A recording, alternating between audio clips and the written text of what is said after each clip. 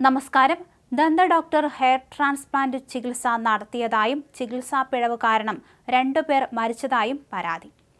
യുപിയിലെ കാൺപൂരിലെ empower clinic ഉടമ doctor Anushka തിവാരിക്കെതിരെയാണ് പരാതി.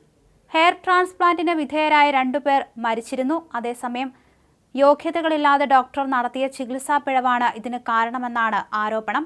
ദന്ത ഡോക്ടർമാരായ അനുഷ്കയും ഭർത്താവ് സൗരഭ് ത്രിപാഠിയും ചേർന്നാണ് എംപയർ ക്ലിനിക് നടത്തിയിരുന്നത്. ക്ലിനിക്കൽ ഹെയർ ട്രാൻസ്പ്ലാന്റ് വാഗ്ദാനം ചെയ്തിരുന്ന അനുഷ്ക മതിയായ യോഗ്യതകളില്ലാത്ത ജീവനക്കാരെയാണ് ക്ലിനിക്കിൽ നിയോഗിച്ചിരുന്നതെന്നും പോലീസ് പറഞ്ഞു. എന്തായാലും ഡോക്ടർക്കെതിരെ ഇപ്പോൾ അന്വേഷണം വന്നിരിക്കുകയാണ്. വിനയ് ദുബൈയുടെ മരണത്തിൽ ഭാര്യ ജയ ത്രിപാഠിയാണ് ദന്ത ഡോക്ടർക്കെതിരെ പരാതി ഉന്നയിച്ചത്. അതിനുശേഷം നിരവധി പേരാണ് ഇത്തരത്തിൽ ക്ലിനിക്കിനെതിരെ പരാതിയുമായി രംഗത്തെത്തിയത്. ഹെയർ ട്രാൻസ്പ്ലാന്റിന് വിധേയനായ വിനയ് ദുബൈക്ക് അണുബാധയും വേദനയും ഉണ്ടായിരുന്നു. ഇതിനു പിന്നാലെ മുഖം തടിച്ചു വീർത്തു. പിറ്റേ ദിവസം മരണം സംഭവിക്കുകയായിരുന്നു.